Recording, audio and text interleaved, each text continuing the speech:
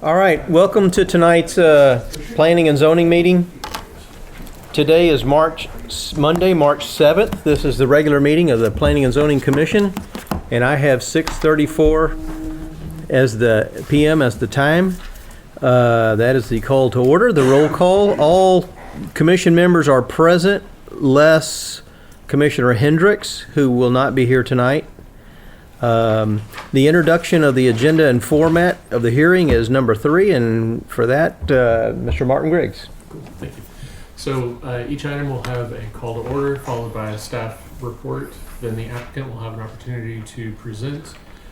Then we will have public comment in either support or opposition to. At that time, you will state your name and address for the record, be brief and to the point within a 3-minute time frame. Afterwards, commission and staff will have their discussion. The commission will vote to recommend approval as presented, approval with conditions, denial of the request, or to table the item. The city council hearing for plan amendments, zone changes, conditional use permit cases will be on April 11th. And the order of the agenda, there are 5 items. There's a plat, which is a replat for Airport Subdivision Section 4, another replat for Riverwalk Section 1, variance for the minimum lot width within the general commercial district for property on Broadway. And then continuing on the agenda, we have 2 plan amendments, one being the thoroughfare plan and the other being the future land use plan, for both of which are for the Alexander Burns property.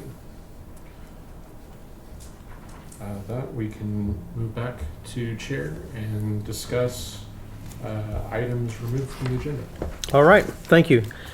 Item number 4, Roman numeral 4, is items removed from the agenda and that no action is required. And that includes, for the record, Zone 22-02, the general location being 3309 Industrial Drive. And the other is CUP 2203. That general location is 3201 John Lizer Road in Pearland, Texas. Having those removed and moving on, we'll go to Roman numeral 5, which is the consent agenda. And in that consent agenda, we have consideration possible action, the excused absences, and then consideration possible action, the approval of the minutes. Do I hear, is there anyone wishing to remove either of those items? Hearing none, how about a motion for approval, please? So moved. Second. All right, no discussion on those items. All those in favor, please signify by raising your right hand. All those opposed, same sign. Well, measure passes 6-0 unanimously. And that moves us to item 6, Roman numeral 6. Items removed from the consent agenda, there are none. So we'll go straight to item number 7, new business. The first being consideration and possible action, a plat 2209 or -09, a replat of Airport Subdivision Section 4. And this is a request by Boundary One LLC, the applicant, on behalf of Palin LLC owners, for approval of replat of Airport Subdivision Section 4. The general location being 3514 East Walnut Street. Staff's presentation? So let me introduce Florence Blaku, who will be our planner presenting the staff report. Florence, take it away. Thank you, Martin. Good evening. My name is Florence Blaku. As Martin introduced me, I'm going to be presenting the plats. And the first one is Plat 2209. It's a replat of the Airport Subdivision, Section 4, and it's creating one lot on roughly an acre of land. The reason for the replat is to combine 8 lots out of the original subdivision into one commercial lot. And it's located at the corner of East Walnut, South Galveston Street, and Lockheed Street. And so staff has reviewed it for conformity to different plans in the city, and as you can see, it conforms to the comprehensive plan, the thoroughfare plan, the Unified Development Code. It's a replat, so it's been previously platted, and for this replat, no park dedication fees is required. And so on your screen is the future land use map. The underlying future land use is village district. This supports our Old Town district and supports a mix of residential and commercial uses. And then the property is zoned general commercial. It's surrounded by a mix of commercial and residential uses. To the south, many people will be familiar with this. That is a planned development. To the north is the post office, and then in the corner, the hatched area is our Old Town mixed-use district. This is the original plat showing the 8 lots from the original subdivision, and so those are the lots that will be combined to form the one commercial lot. And so this is the resulting lot. It's a little over an acre, and it also allows right-of-way dedication along East Walnut Street. And so based on the fact that this is consistent with the UDC requirements for replats and for final plats, staff recommends approval of the partial replat. Thank you. Thank you. Question here from a procedural standpoint. These are plats / replats, the next two, this one and the next one. Do we need to follow the guidelines? Okay. That's number one. And number two, just for clarification, these are replats. And Lawrence, this might be something you want to chime in on. A zone change, et cetera, we go through the voting process on how we think the zone is changed, but a plat itself or a replat is not based on zoning criteria. If it meets the criteria that the state has put out, we're supposed to vote yes. Okay. Yes, sir. Just Staff has listed the criteria there Yes. for you. The green columns, of course, are staff's assessment of that. Ultimately, it is the P&Z Commission's determination. You get to be the one who says green means go and red means no. So that'll be up to you to make Okay. that, but that's just staff's recommendation up there right now. But if it meets that criteria, yes, that would be, if you think it meets that criteria, then you have to administratively approve that. fantastic. And then for the first issue with the replat procedure, yes, there is the staff application in it. For the replat, it requires a public hearing, which is what we're having. The public hearing would require you procedurally to ask for a call for public input, just in case there is. Okay. And you're also always welcome to ask the applicant to have that same presentation as well. I mean, Sure. normally that would be part of the consideration item, but I think to keep the flow going in the same Sure. Be consistent. process, you would do staff, application, call for public input, and then move on to the new business. Got it. Thank you. All right. So that was staff report. And applicant, is the applicant here? And do you wish to make a presentation or? He's going to collapse in those 8 lots into one to build a medical office. He's a doctor. That's his plan. Perfect. Sir, would you mind, we are For the recording record. this, so if you'd be so My name's kind. Christian Offenberger with Boundary One. Thank you, sir. Hey. Got that? All right. Moving to the next item, persons wishing to speak for or against. Is there anyone in the audience wishing to speak for or against?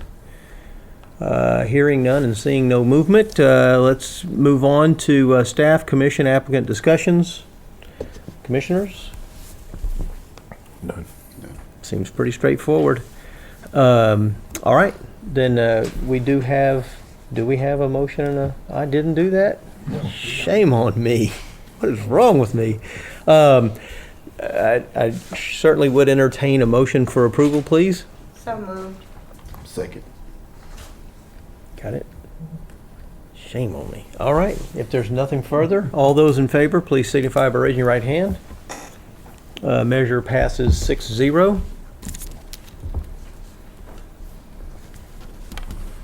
And this moves us to the second item, which we will get a motion up front. Consideration and possible action, Plat 22-11, a replat of Riverwalk Section 1. And this is a request of Boundary One LLC, applicant on behalf of Houseman Interest LTD, the owner, for approval of replat of Riverwalk Section 1, and the general location is Riverside Drive, Pearland, Texas. Motion for approval, please. So moved. Second. All right. Staff report? Once again, we'll pass it to Florence. Take it away. This is a replat request for Riverwalk Section 1. It was previously platted in 1981. It's a residential subdivision with a commercial component. And so this replat is basically for the commercial section of the subdivision and its own neighborhood service. The purpose of the replat is to create a public access easement, a water sewer easement, and a lift station easement on the commercial property. So again, staff has reviewed it and has determined that it's consistent with our comprehensive plan, our thoroughfare plan, our unified development code, and again, there's no park dedication fee required for this commercial replat. So this is, the property is surrounded by a mix of residential and commercial uses. It's somehow at the intersection between Broadway and Riverside Drive. And it has an underlying future land use. It has a split underlying future land use of commercial and medium density residential, but this replat is not going to impact any of that. This is a view of the original plat from 1981 showing the lot without any dedicated access easements or water sewer easements. And this is what the applicant is proposing, to have a dedicated easement for a lift station and public access, as well as water and sewer easement. And so staff has reviewed this and has determined that it meets the criteria for approval of replats and final plats, and so staff is recommending approval of the proposed replat. Thank you. Thank you. 1981. Some of us were born and some of us were not. Leave it to that. Is the applicant here, and do they or he or she wish to make a presentation? That was the applicant, Christian Offenberger. The reason for the replat was the lift station got built kind of cockeyed, and it wasn't in the easement of the original 81 plat. And then the city negotiated with a landowner to get a driveway and an access easement to the new lift station. And then the contractor built it too narrow, so he had to widen it. And so we finally got that straight. And so it's an access easement, lift station easement, then convert the 10-foot UEs that were already there on the 81 plat to a water sewer easement. Okay. Thank you for those comments. Are there any persons wishing to speak for or against this item? Anyone in the audience? Seeing no movement or hearing none, we'll move on to commissioners and staff and applicant discussion. Anyone have anything? No, sir. All right. If not, we do have a motion and a second. So all those in favor, please signify by raising your right hand. Measure passes 6-0 also. Thank you. And that brings us to item 3 under Roman numeral 7, which is consideration possible action, VARP 22-03. This is a variance from minimum lot width in the general commercial district. This is a request by Ms. Donna Eccles, ProServe applicant, on behalf of Floyd's Pearland Development, Inc. owner, for approval of a variance permitted in section 2.6.1.1 B1 of the UDC, or Unified Development Code, the ordinance number 2000-T. from section 2.4.4.5 C1 to allow the creation of 2 lots that are less than the minimum lot width in the GC district. The general location thereof is 1234 and 1238 and 1300 Broadway Street. A motion for approval, please. So moved. Second. Staff report, please. Once again, Florence, take it away. Thank you. This is a variance from section 2.4.4.5 C1 of the Unified Development Code, and it's a variance from the minimum lot width requirement in the general commercial district.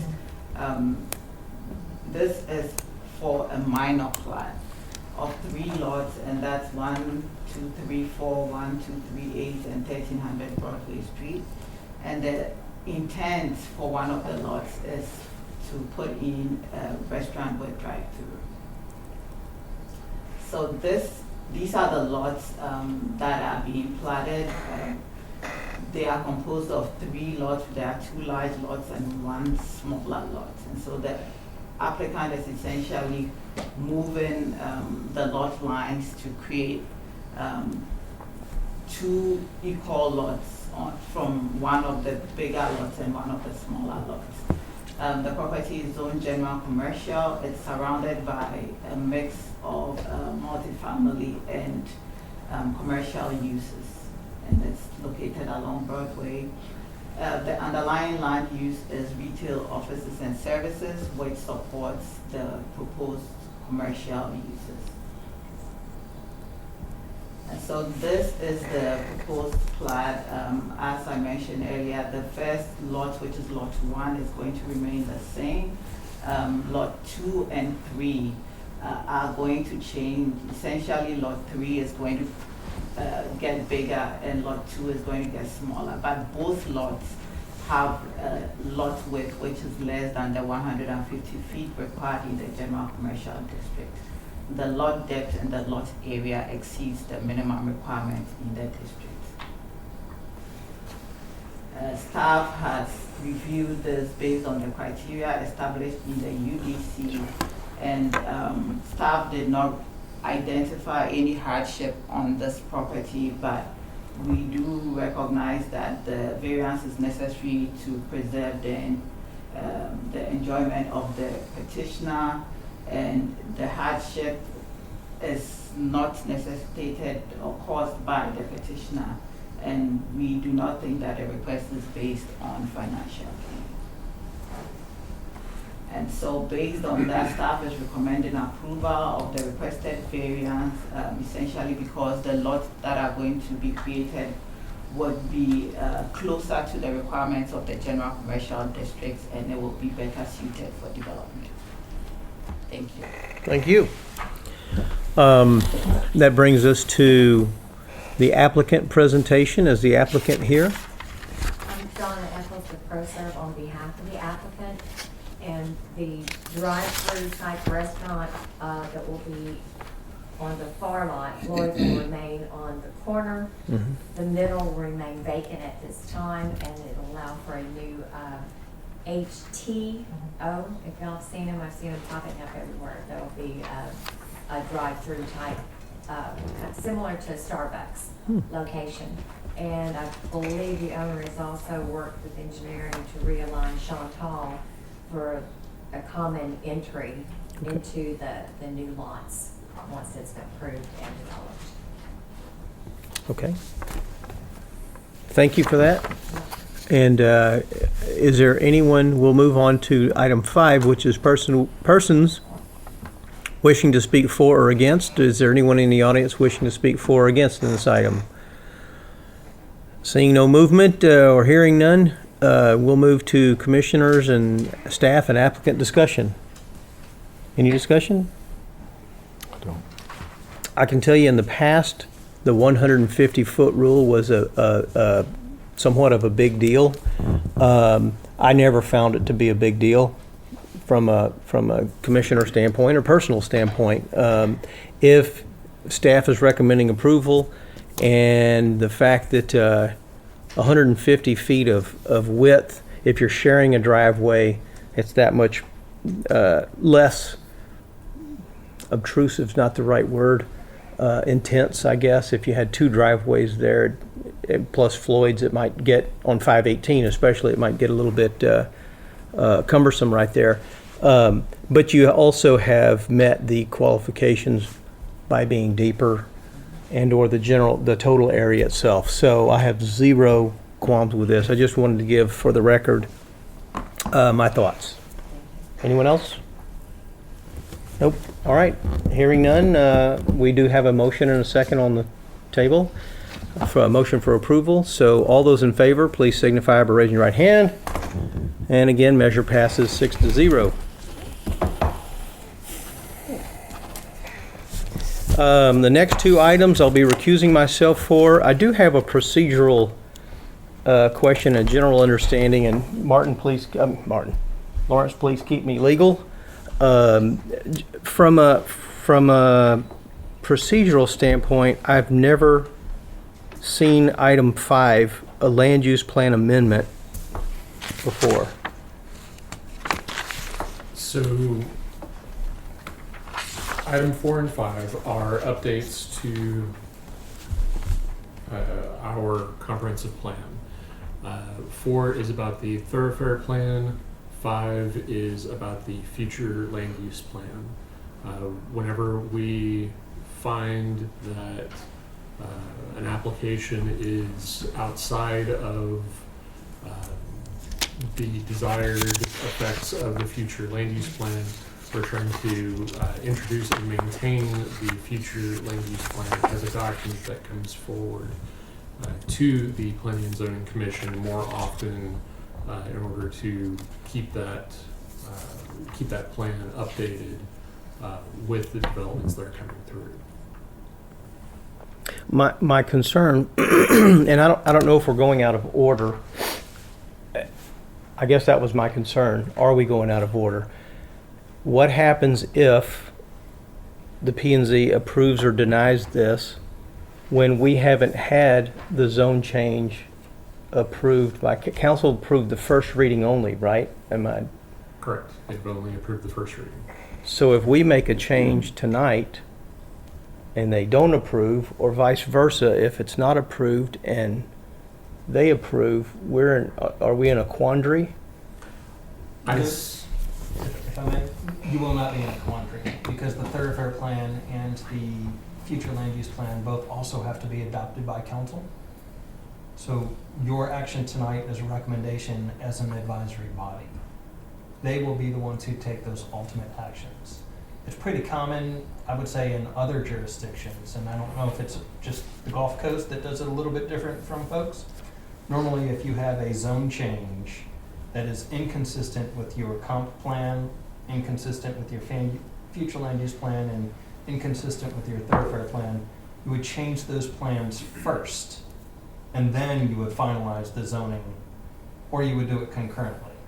Concurrent makes sense, yeah. And we didn't do it concurrently here, and We've I think- never done it I think concurrently. the plan is to make it concurrent from here on out. I think the Okay. goal, because it just makes no sense to be approving zone changes that are inconsistent with your future land use plan. Well, but see, Lawrence said it far more eloquently. well, he has that legal tongue. He's an attorney.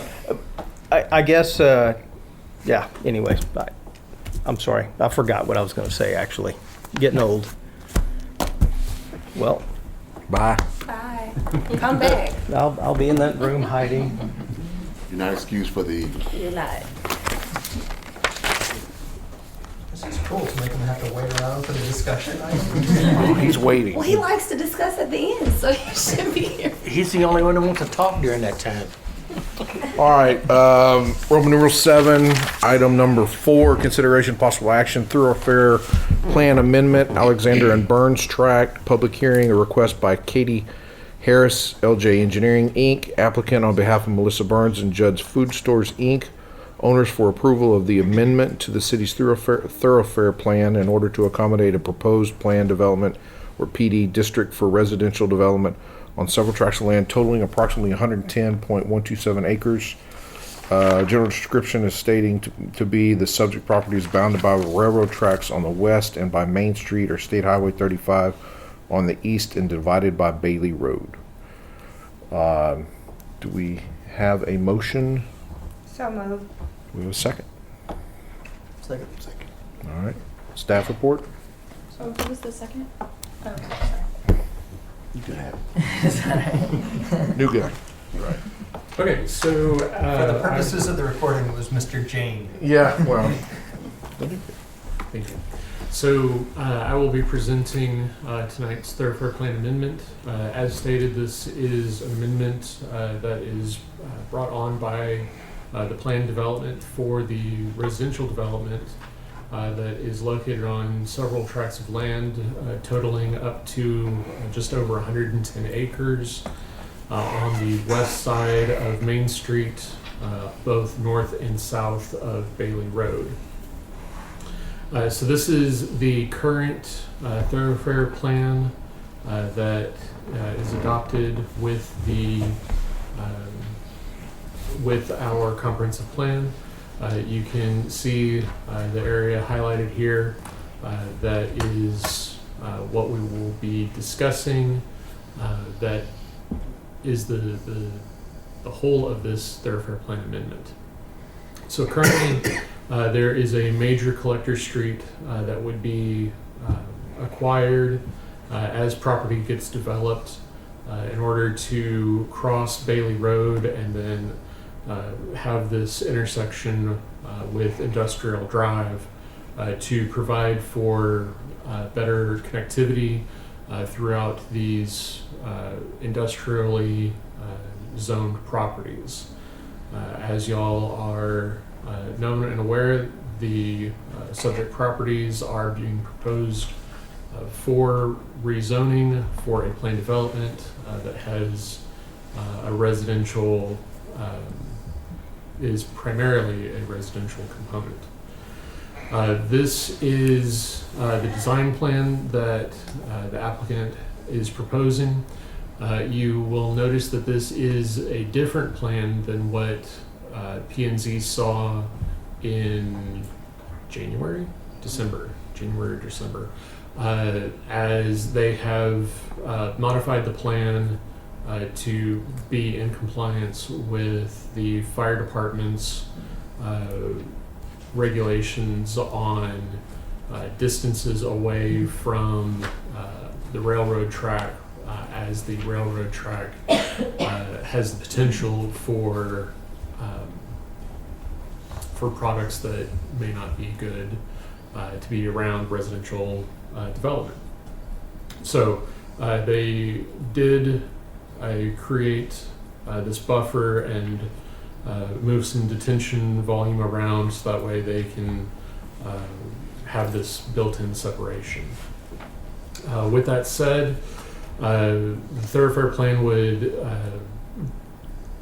remove the lower connection to Industrial Drive and would maintain the connection north of Bailey Road. After a review of the attached traffic impact analysis and the recommendations from that analysis, our engineering staff recommends approval of the proposed amendment for the thoroughfare plan, which removes the western extension of Industrial Drive. I do want to point out that we have both Yulsi Ramirez, who is our newest traffic engineer, and Parviz Perzizian, who is your normal development engineer in the room, and are able to answer questions about the traffic impact analysis. All right, that completes the staff's report at this time. Yes, sir. All right. Applicant presentation. Do we have an applicant here for presentation? Oh, Good evening. Good evening. I don't have a whole lot to add to the presentation. I have more to talk about on item number 5, but I'm happy to answer any questions that you have. We also have our traffic engineer here as well, who wrote the document. And just for the record, since we're recording, Oh, sorry. that's Katie okay. Harris, LJA Engineering. Perfect. Thank you very much. All right. Do we have any persons wishing to speak for or against? I have some cards here, some periwinkle pieces of paper. I have two, Ms. Harris, who's already spoken on items 4 and 5, and then I have Clayton, is that Weisham? I'm fine with that. Okay, all right. That's the only two I have for item 4 specifically. Anyone else? All right, not hearing or seeing, all right. Further discussion with staff, commission, applicant discussion. Anyone? Commissioner Dansby, it is a public hearing, so just. Oh, sorry. well, You called the two people on the form, but if we could just make a general call out to satisfy Sure. that component. Anyone else here wishing to speak for or against the agenda item number 4? Going once, going twice, hearing, seeing none, all right. And we'll go on to staff, commission, applicant discussion. Anyone else? I have a question. Sure. What's the price point on these houses? Do y'all know? What y'all looking at putting up there?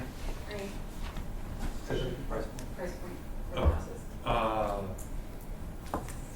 300s to 450s. And then what is the traffic looking like right now on that side of the city? So Bailey is a major thoroughfare. Right. Of course, has high traffic. I don't have the numbers. I don't know if our traffic engineer has any number to share, but it has a high traffic count in general. Okay. It's planned to be widened in the future. We don't have any specific date for the expansion, but as of now, it's a 2-lane road. Got it. Because yeah, Bailey is a lot of traffic all the time. So right now along Bailey for the peak hour, and that's the build-up condition. Overall, going eastbound, we have 1,059, and westbound for the PM, we have 744, and AM 992. Those are peak hour numbers, which is 7 to 8 AM, and then 5 to 6. So 10% more will be like the 24-hour count. So, correct me so we're discussing strictly approving the adjustment to the thoroughfare plan to remove the south there that would connect to industrial, correct? That's all that this discussion is about at this time, technically. To removing the south part of Bailey and realigning the north part of Bailey. Okay. And the north part would align to a future road to be determined at some time? They are proposing that the entrance of that road at that point, and they're providing a stop out for the future connection. And it would go to whatever's To going their to be. subdivision and then to the back, yes. Okay. And I'd imagine the TIA just shows the numbers on Bailey will be reduced significantly. Not necessarily, right? Reduce, I think It will it will increase. Increase, correct, right. Okay. And so right there Not more access. where it crosses Bailey, is that going to be a curb and gutter cut underneath the road, over the road, through the forest to grandmother's house we go? No. It's Do gonna we- be upgraded. It's at grade Great. intersection. It's just straight across one way. Light, assuming you're going to put a light. No, it did not widen the traffic. Didn't work the traffic light. And you probably wouldn't want it there anyway, No. just because of the where location review, that's why we did, why we designed it like we did. And for the traffic signals, it's too close to the.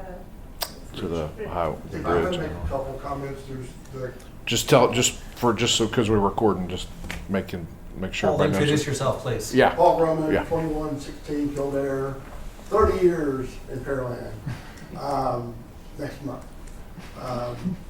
First of all, any commercial or industrial use that the land is currently used would generate more traffic than any residential. I mean, that's just a proven fact. Any traffic engineer will tell you, even Stephen, the industrial will generate a whole lot more jobs. So it's kind of a hollow argument to say, well, it's gonna be more traffic. If anything's there besides cows, which has been there for the last 40 years, anything besides cows is gonna generate more traffic, whether it's residential or commercial or some kind of multifamily or industrial, doesn't matter what it is, it's gonna generate more traffic. That's going to happen. That's why we have a thorough plan. Secondly, I think this is probably really important. With us sitting back from the railroad, it really changed, staff request after the fact. It really changed the whole layout of everything. We've tried to accommodate in every single purpose, but I've heard at least 2 city council meetings where the entirety of the city council said they didn't want a road going through there when the TxDOT was trying to build the overpass and the flyover. So I would be real cautious at trying to, persuade to have a bigger, better road there, because you already got 35. It's maintained and built by the state of Texas, not by the city of Pearland, and it's a major thoroughfare, a major artery already. Why in the world would you want to create some new monster that can't serve any many people? And then the final thing I'd like to say is we talked about it dead ending in industrial and not doing that anymore. After industrial, it didn't go through anyway. It was an offset. No one would have ever going to use that road. It's an offset. So those are 3 things that you need to be able to consider. No, I don't have a problem with the removing of the south portion through to industrial, because I would not want those cars going through industrial. And I would not, as an existing industrial owner, I mean, in general, it's an industrial property south of there that are already going to have issues with residential behind it, and the residential is going to have issues with the industrial theoretically south of them. But you have an industrial road that goes through there, and with that access being removed, I think that's logical. You don't want mom and dad driving their little kids down industrial road and people over there with their frac tanks and whatever else is over there pulling out. Because you have Pearland High School right there too. Yeah. So I'd make sure everybody else has any questions, any comments. Call for a vote. All right. Anyone else? Any more staff or applicant discussion? I would like to point one other thing out. Even if we continue the road to the south, the property in between the existing industrial and our proposed development is currently vacant with no prospects in sight, as well as the major thoroughfare plan where it is currently showing tying into industrial. That is a developed property. You would have to condemn land to acquire the right of way, and the chances of that occurring are pretty slim. So even if we provided a stub street to the south, there's very low chance of something actually getting built and connecting to industrial. So, Lawrence, from here, no matter how this goes, it goes from here to council. Council will have the ultimate. Yes, sir. Okay, just making sure. All right, any other discussion? So, Go ahead. questioning, I know that when the presentation was being made, it was said that they are now in compliance with the railroad requirements. So how far now are you from that railroad that was previously an issue? So on the north side, it's 330 feet from the center line of the railroad to the back of these lots. And on this side, the 330 feet is approximately right here, so it's closer to 550. For a house price point that's about $350 to $450. Yes, and this is Ernie Lowe with D.R. Horton. Would you like to make a clarification from staff's comment in the report regarding that? There is no UDC development code for that requirement. It was a request from the fire marshal, but there is no UDC code which implements that as fact. I understand, and I know previously when we discussed this, one of my comments was the fact that when we ultimately approve something where it's right by a railroad and having those potential issues, and now that's been approved, trying to basically prevent a problem before it starts. So not a matter of what law says is needed, but when you have a certain price point, you're not paying to be right next door to a railroad. So I understand your sentiments, but that's where I was coming from with that comment. And that's why we accommodated all the detention to do the 350 feet so there'd be water as a buffer. Okay. Thank you. All right, good. Anything else? Oh, I thought you were. So we have a motion on the table. Any further discussion? All those in favor raise their right hand. Any opposed? Seeing none, motion carries 5-0. All right, item number 5, consideration possible action, land use plan amendment, Alexander and Burns Tract. Request by Katie Harris, LJA Engineering, Inc., applicant on behalf of Melissa Burns and Judd's Food Stores, Inc., owners, for approval of an amendment to the land use plan, or LUP, in order to accommodate a proposed plan development, or PD, district for residential development on several tracts of land totaling approximately 110.127 acres, to wit. General description is stated to be the subject property is bounded by the railroad tracks on the west and by Main Street, State Highway 35 on the east, and divided by Bailey Road. Do I have a motion? So moved. Second. Second. All right. Staff report.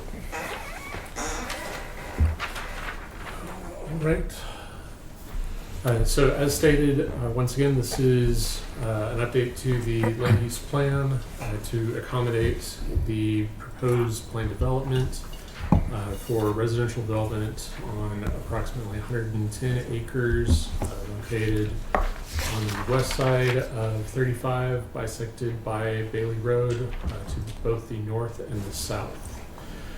The future land use plan currently indicates that this property should be developed for light industrial development. It is surrounded both to the north and the south by future land use that indicates light industrial development is appropriate for this area. Staff finds that the proposed request is inconsistent with the current and former land use policies, with the comprehensive plan and the Main Street corridor strategies that were adopted in 2017, I believe. Reclassifying the land from industrial to residential use within a larger industrial designated area creates incompatibility issues and hurts future industrial development from locating within the surrounding area. Therefore, staff recommends denial of the requested plan amendment from the light industrial to residential classification. All right. Applicant presentation. If you just restate your name and. Katie Harris, LJA Engineering. So a couple of things I would like to point out.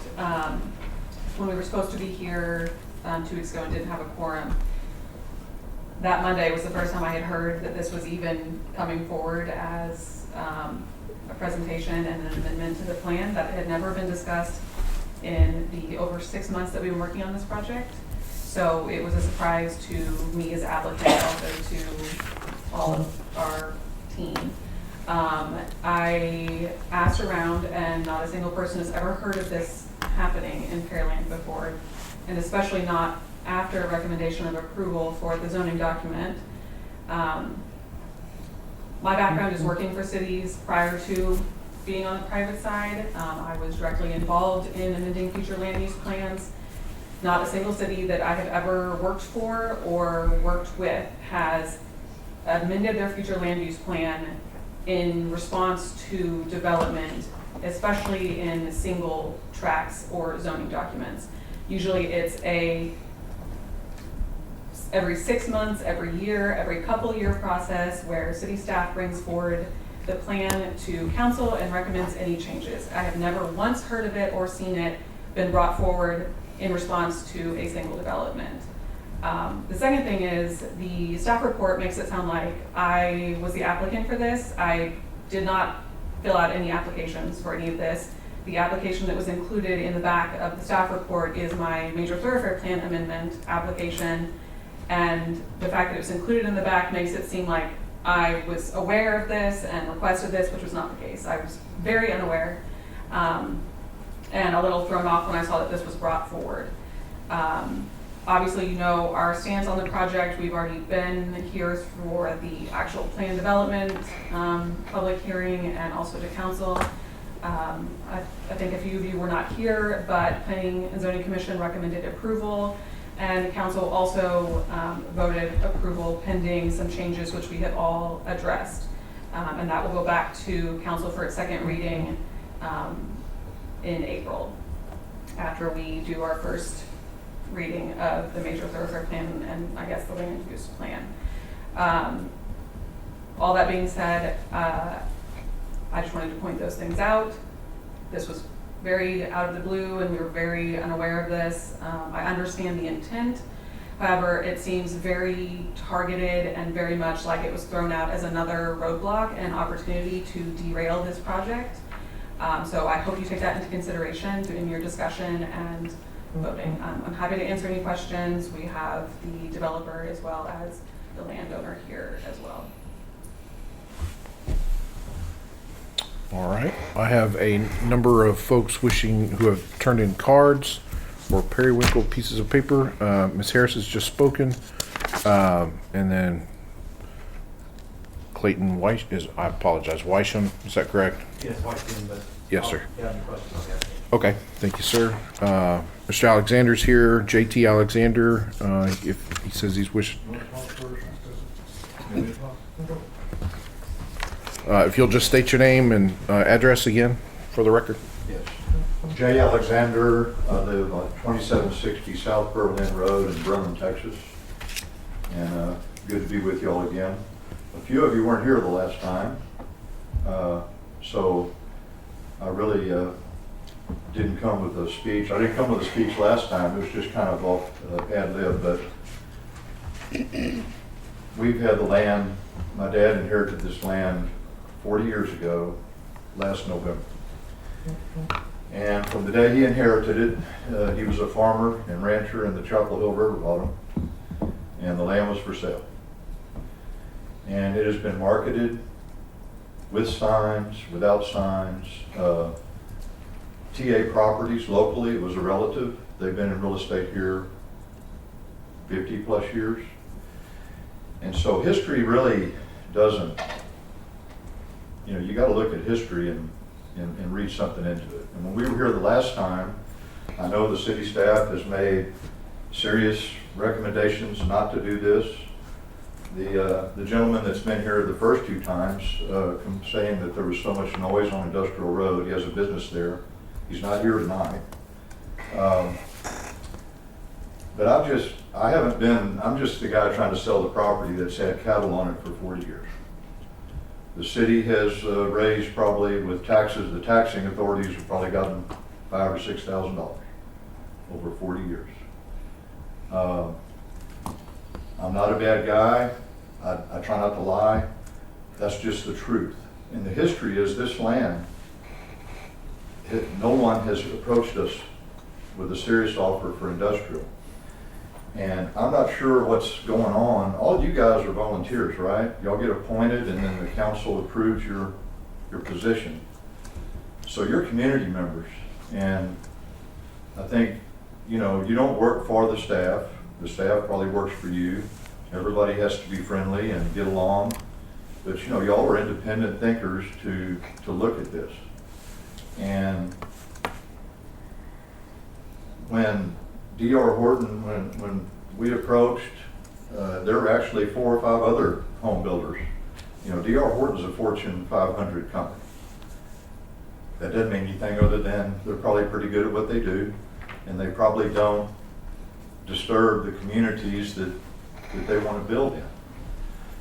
So, for me, not being a political animal really, it's been quite interesting to watch, because I think they had their first meeting in July of last year.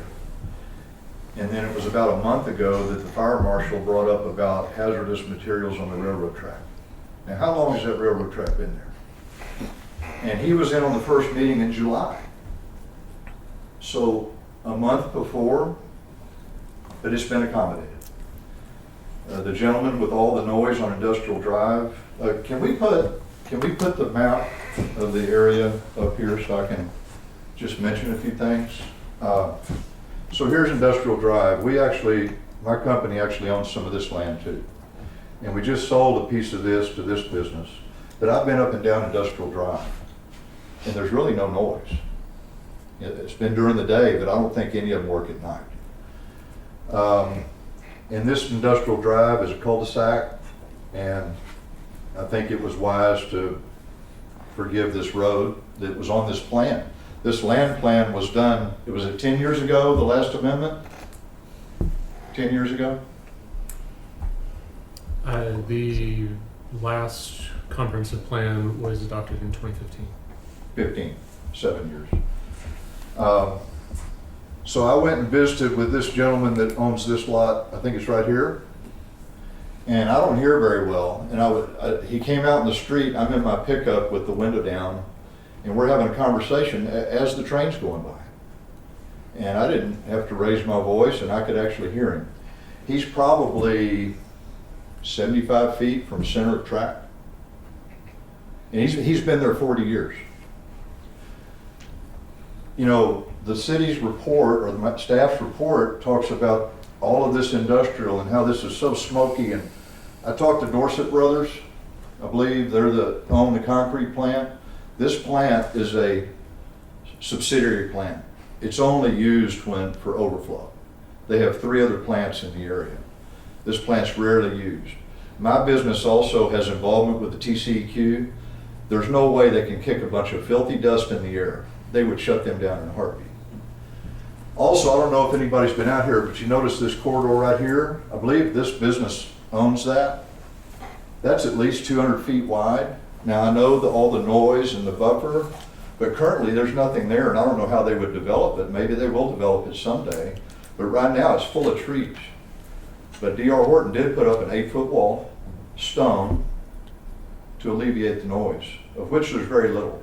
Last time I was driving up and down this road, some of the office ladies, it was lunch, and they were walking up and down Industrial for their lunchtime exercise. So Industrial is not a real high traffic, loud, noisy. So then there's not much mention though about this residential. This is residential. This is residential. This is your high school. This is residential. This is residential.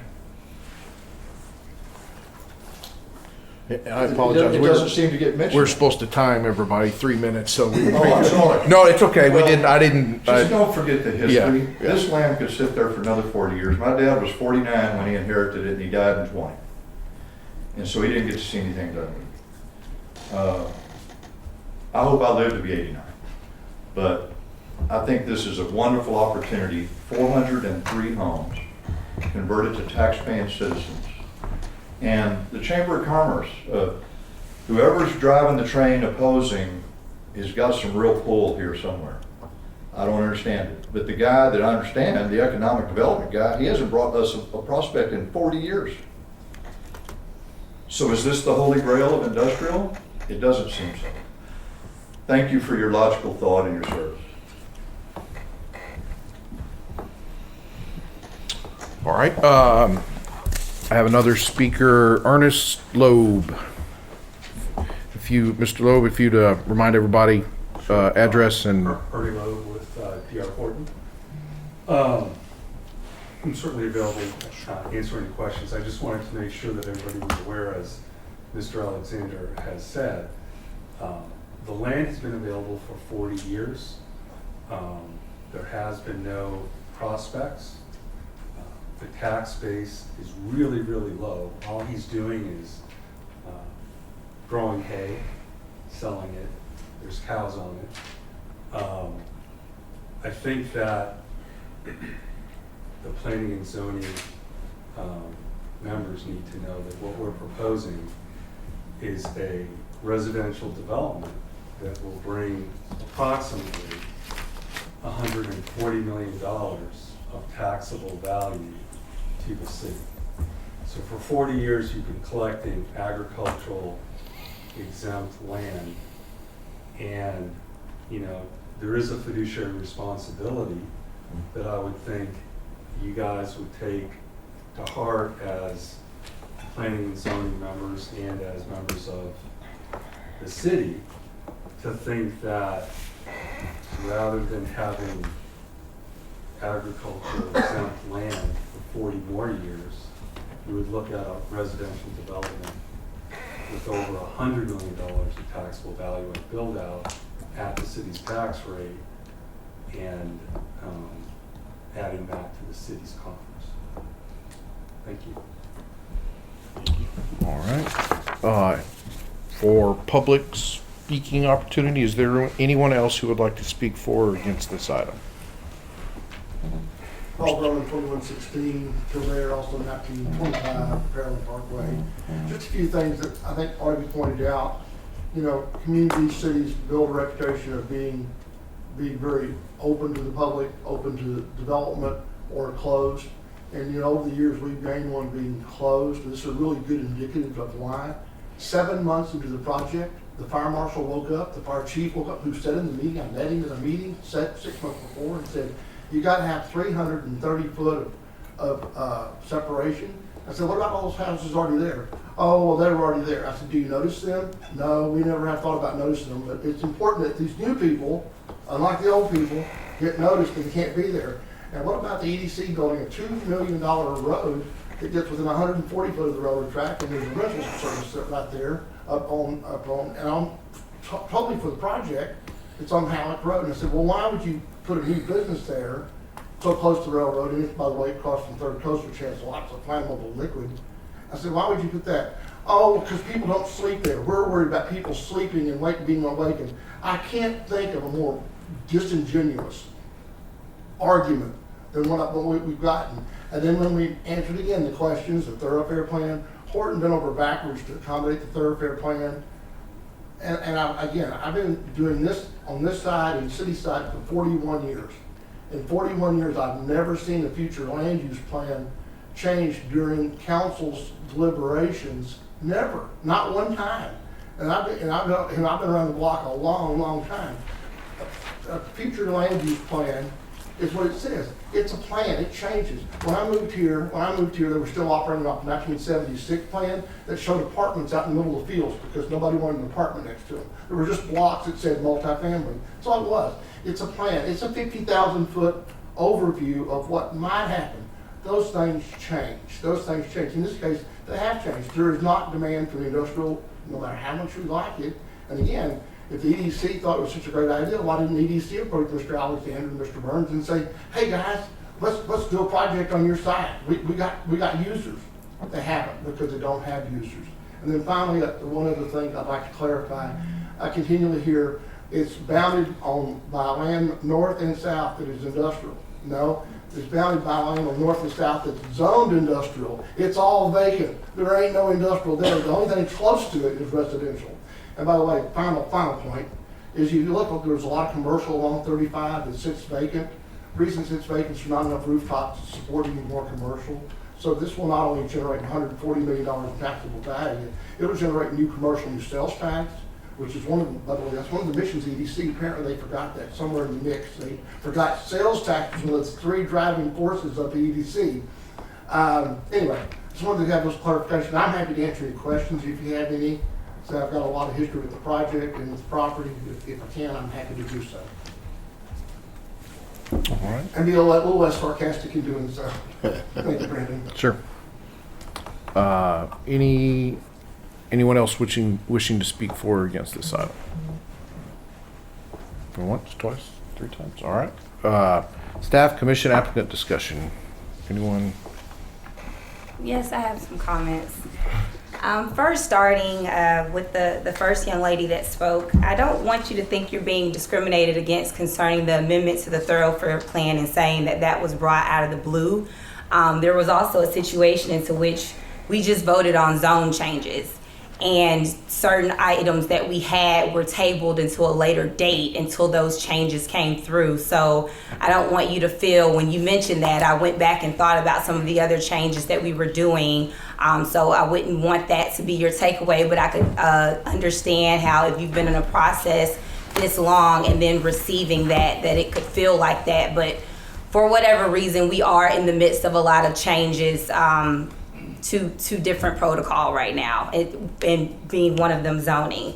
Additionally, I know that this was discussed, like you said, we've been doing this about 7 months, and I was aboard initially with the change, and then I did additional research to realize how little industrial area we have left within the city, and the fact that you're saying that it is surrounded by industrial, but nothing is there, but that is still zoned industrial, and we would be changing this from a light industrial to a residential, also being by a railroad at that house point. I didn't agree with, and I verbalized that within the last meeting we had.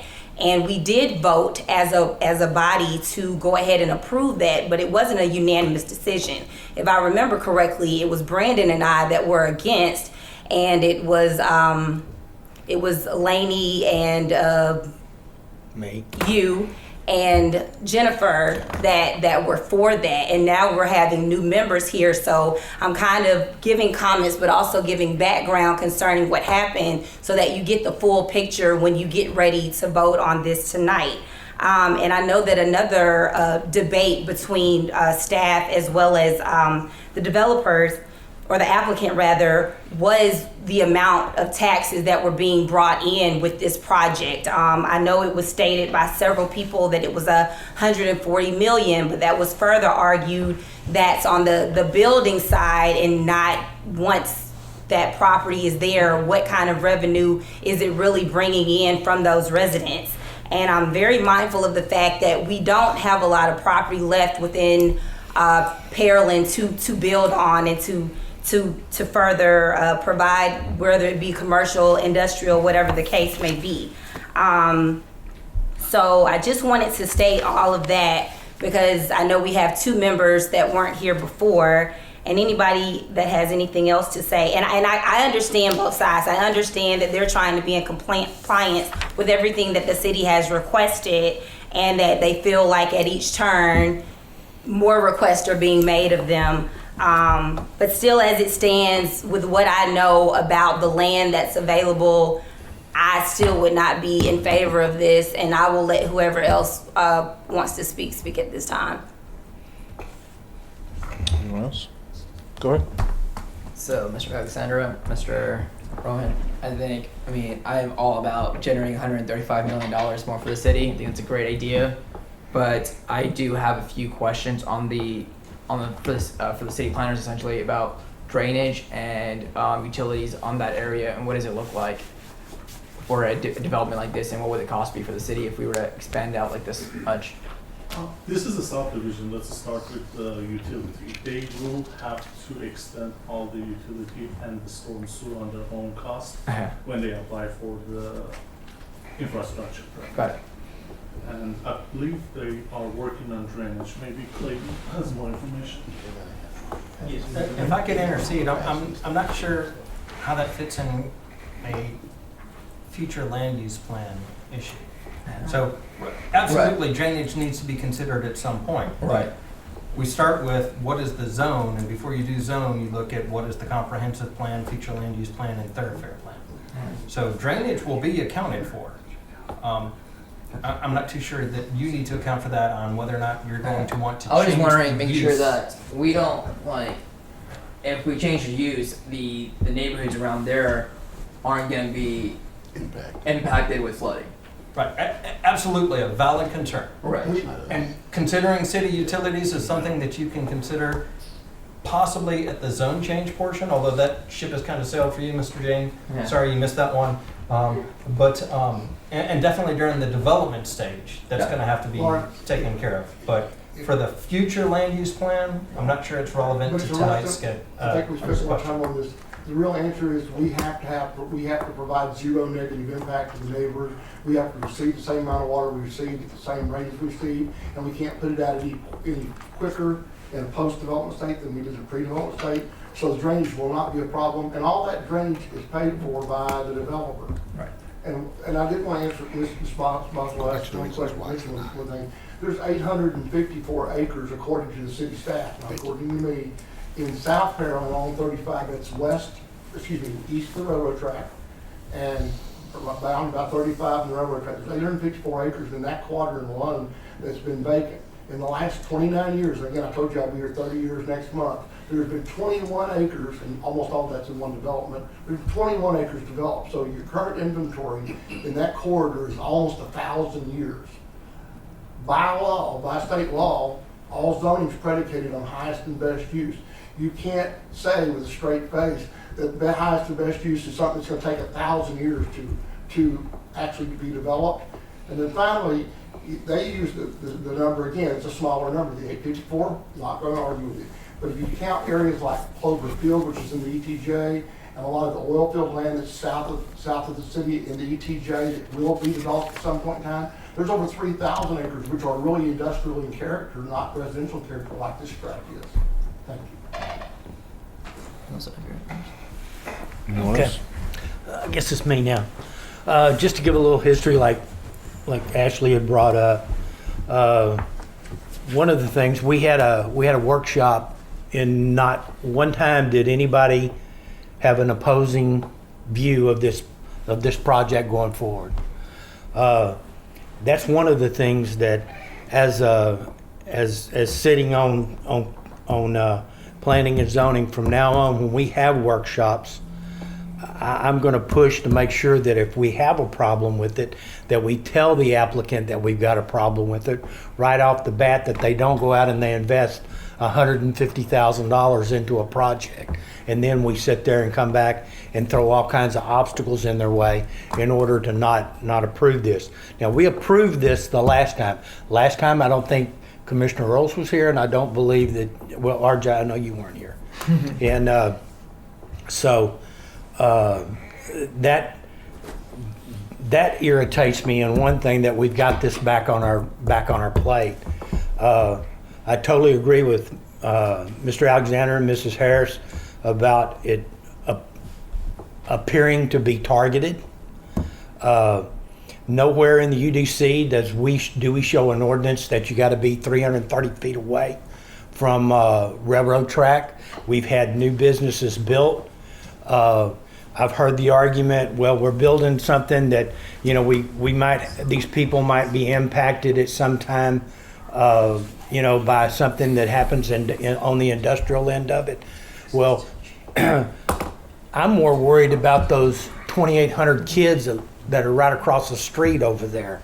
If we have something, we build that all industrial, right across the street, we've got the future of Paraland for a big portion of them right there going to high school.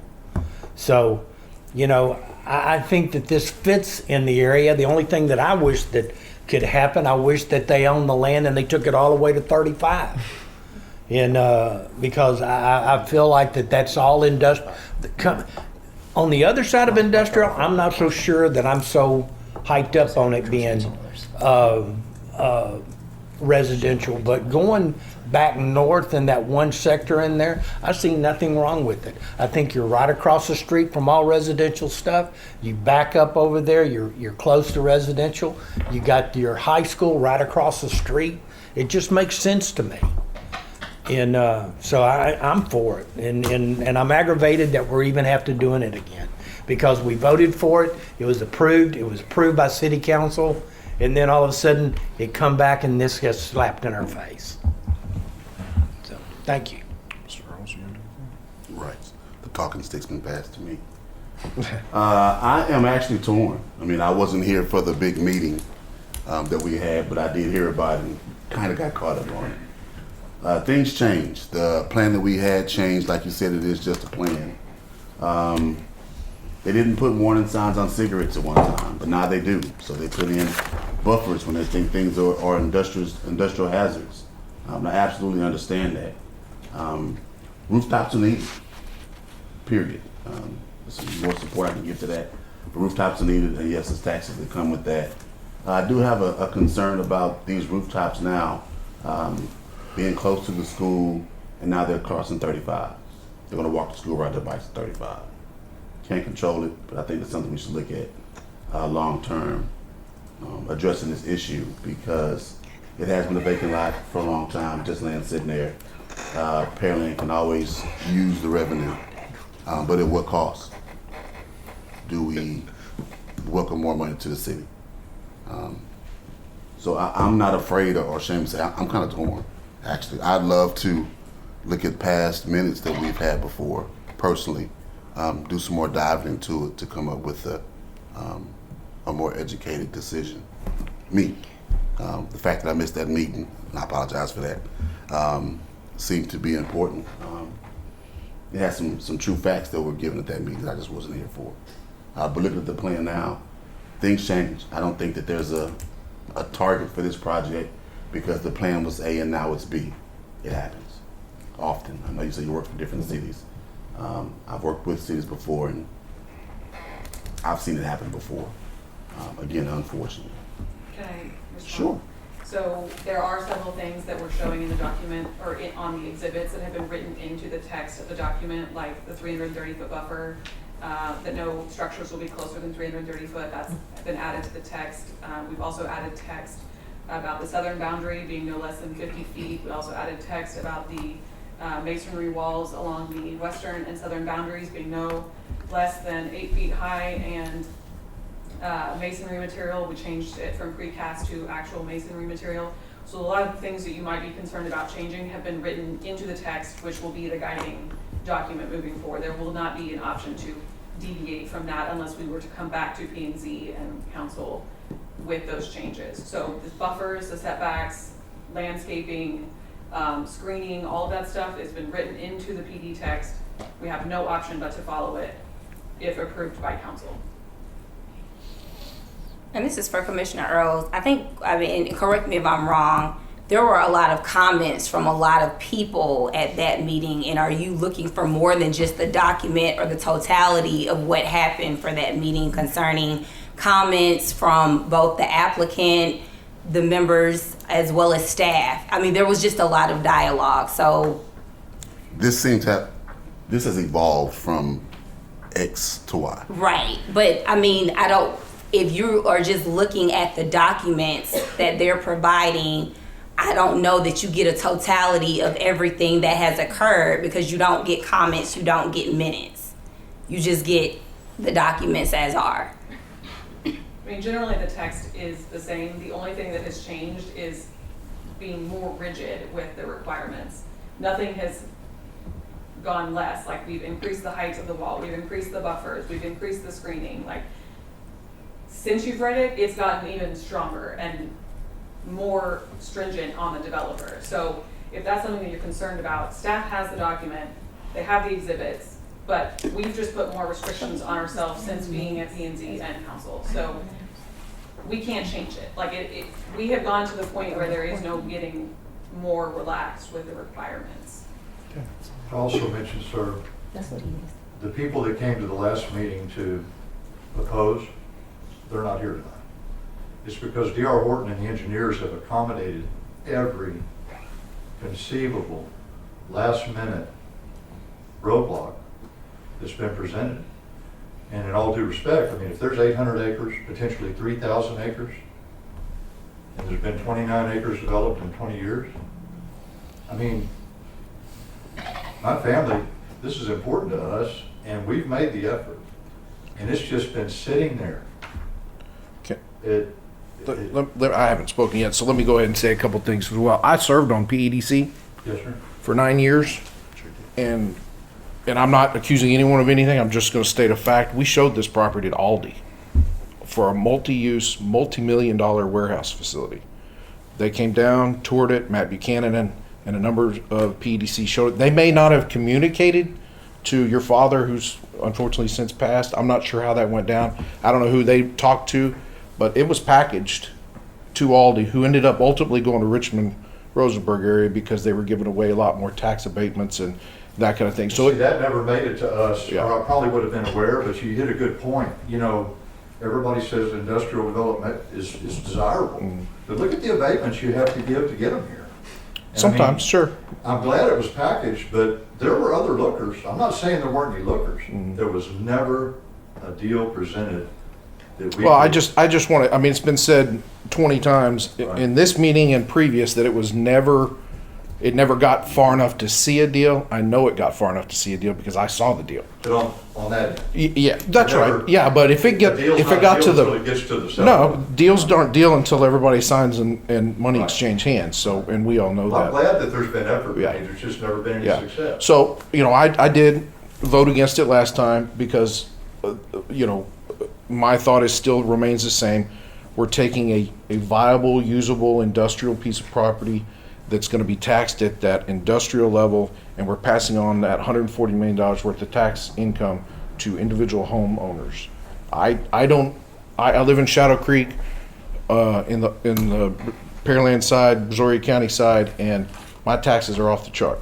It's not just the taxes for city or school, it's mud, it's, you know, whatever else is out there.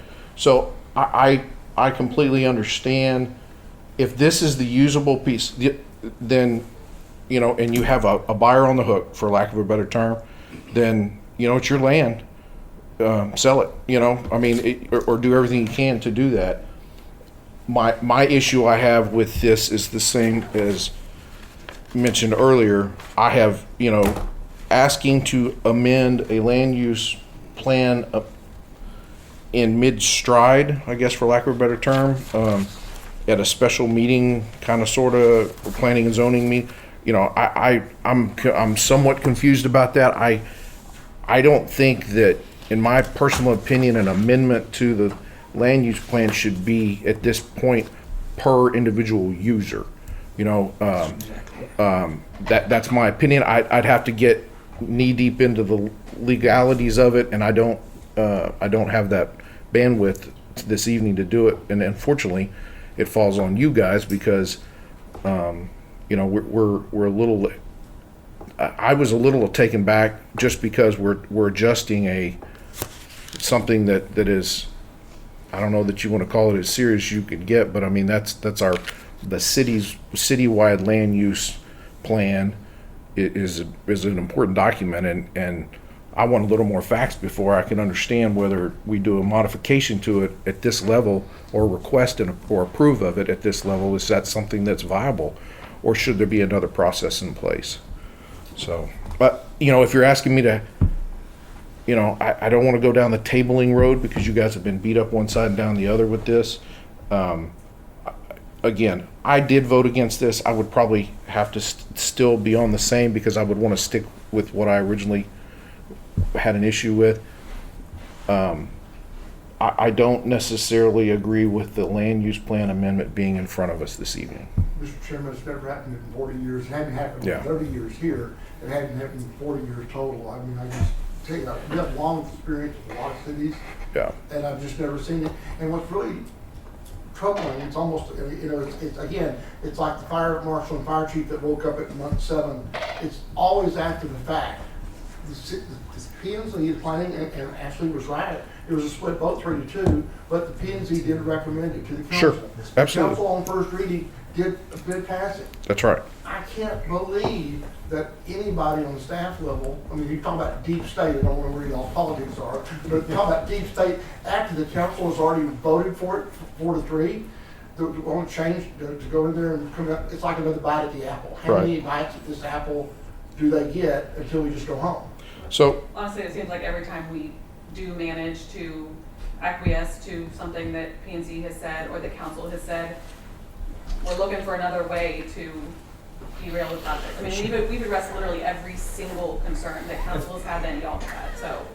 If I could just interject, and I don't know how the future land use plan got on this amendment. I wasn't involved in that discussion. I know that as soon as John McDonald came to the city of Pearland, at least 3 times he says, we should be doing these things concurrently, because that's how he has always done them in his prior cities. And I checked with some of my colleagues in other areas, and that is absolutely how they do it in those cities as well. But at the end of the day, the potential zone change request is still out there for the second hearing. At the end of the day, staff is still opposing that zone change request. One of the reasons why staff is opposing that zone change request is because it is inconsistent with this plan. If this body tonight makes a recommendation to make that change to the plan, which, you know, goes from light industrial to residential, that takes away one of staff's objections, and it makes it easier for the zone change to go forward at the city council meeting. Maybe I'm just really simplistic when I look at that. I think of 2 or 3 more by that time. Well, I mean, there's a staff objection. It's been noted all throughout from the first PD workshop that this is inconsistent with the future land use plan and zoning. We're about to change the zoning. I imagine that the zoning may change because I was there for the first reading of that ordinance. This removes the second barrier to that, if that's what this body, and again, it's council who has to do that, but council's telling staff, when they do that, change the future land use plan and change the zoning we don't want this component to be light industrial anymore.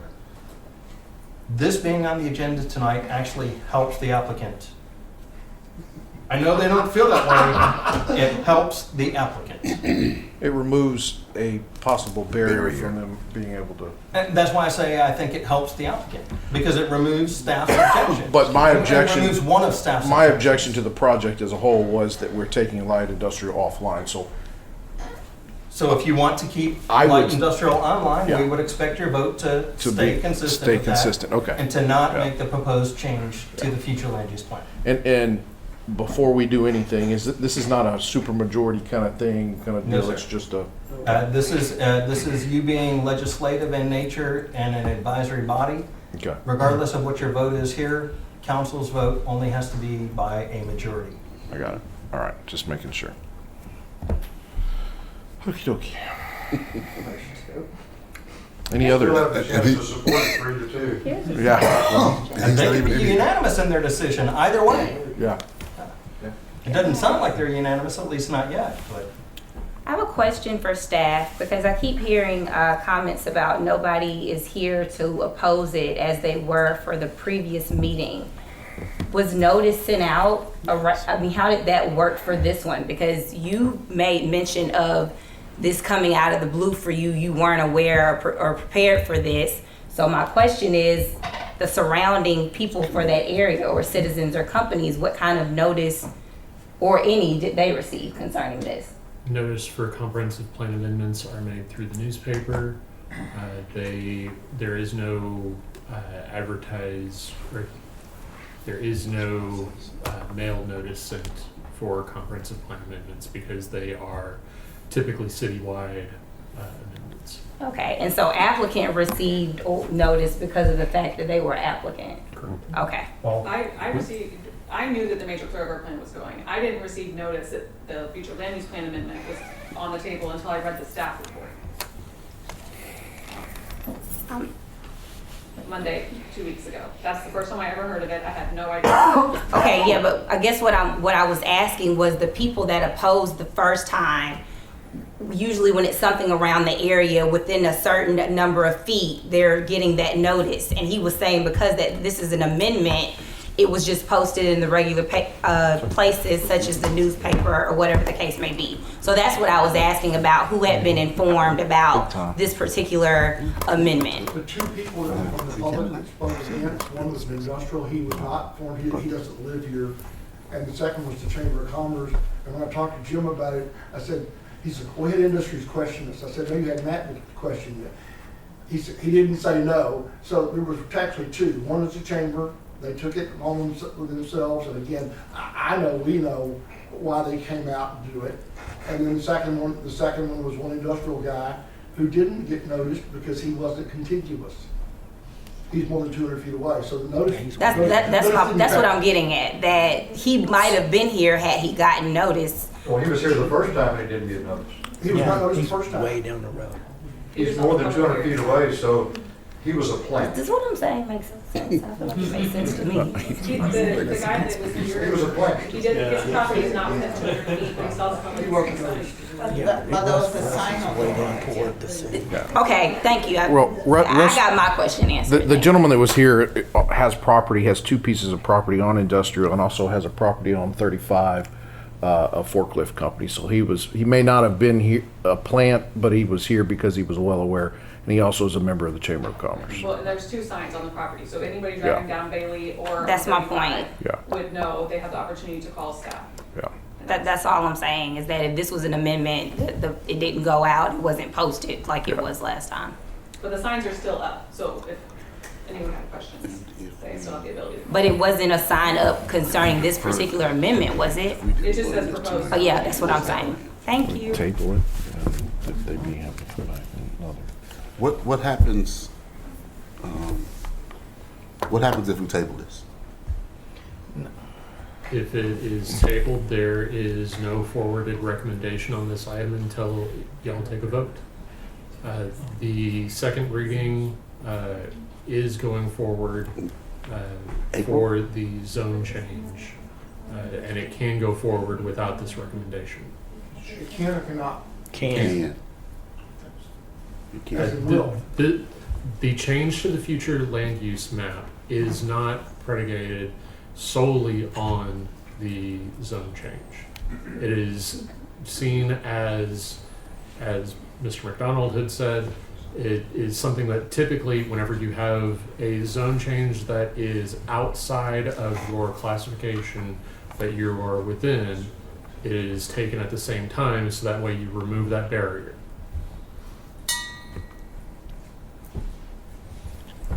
We have not had zone changes that were that far outside of the request within the 3-4 years that John has been here. So this was the first one to say, you know, this is the appropriate time to move forward with that. So we have, which is what led us here today to this discussion. We understand that the thoroughfare plan has been amended. We understand that we're in the middle. We're trying to wrap this in a nice a nice full package, so that way it all goes all at once. If we don't want to take it all at once and we want to take this at a future date and spread it out, we can do that as well. So, be sure I'm right, be sure you're right. This goes to the city council no matter what. whether it be- Comprehensive plan, amendments to the comprehensive plan, be it as a future land use document or as the thoroughfare plan document, are approved by city council. Right, but what I'm asking is zoning, we have a second reading coming up. This is not delayed. If you did table it, great question. If you did table it, it still goes to city council. Is that correct? Yes. Okay. That was a great question. Thank you. Bottom line, our vote is no more than a recommendation. Correct. A recommendation to amend or not amend the future land use plan. I like what your attorney said, because I maybe was looking at it wrong. City staff is just looking at the plans that they had. Their recommendations based on an old planning document. The city staff needs y'all, because the council has already approved it, and this body already approved it once. You could give the city staff a little breath of fresh air if you would just approve it, because their main objection to it is because it doesn't fit the plan. Fair enough, according to the attorney. Sure. I mean, I think it removes a barrier. That's one of staff's comments. The zone change request is inconsistent. Glad I missed that with the meeting future land use plan. All right, so we've had lots of discussion. Are we comfortable voting, or do we have a motion to do something different than the standing motion that's on the table, that is to approve the amendment to the land use plan for the subject property of the on the Alexander Burns tract? That's the standing motion now. Call for the vote. Second it. Yeah, we have a first and a second, so Yep. we're comfortable with calling for the vote, okay? Yeah. All in favor, please raise your right hand. Any opposed? Motion carries 3-2. All right. Somebody get Henry in here. Henry!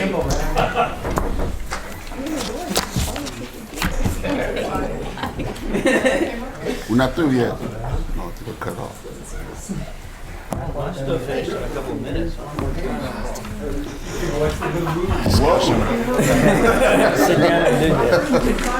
People who are in city council meetings. Get this over with? Y'all are making me lose my bet with Darren. I had a bet too, and I'm losing. Yeah. Which one is that? You're on discussion items. All right, that brings us to, can y'all take We're still that in meetings. We're still in. outside, please? Yeah, this is a soft. Doesn't make a noise. Doesn't make enough noise. This takes us to item number, Roman numeral 8, discussion items. First item is Commissioner's Activity Report. Anyone care to add, or y'all talked out? We're done. Well, I was going to tell you all about my summer vacation. No, I'm kidding. Better not. Hearing no activity report, the next P&Z regular meeting is March 21st. Does anyone know if they can or cannot make it? I I'll be there. think I should be there. I'll probably be here because I don't do nothing. Please advise now. Shelby if you know you're not going to be here.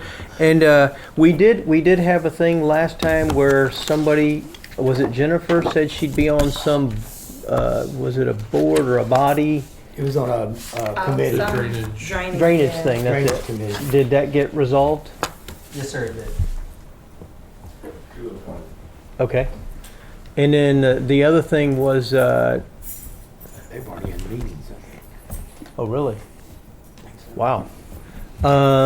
You'd sent me an email about national conference. We'll take care of that separately. Yes, y'all will be receiving an email from me tomorrow morning, so just keep your eyes out. Okay. Okay. That was a forewarning. All right, if there's nothing else, Yes. it is 8:05.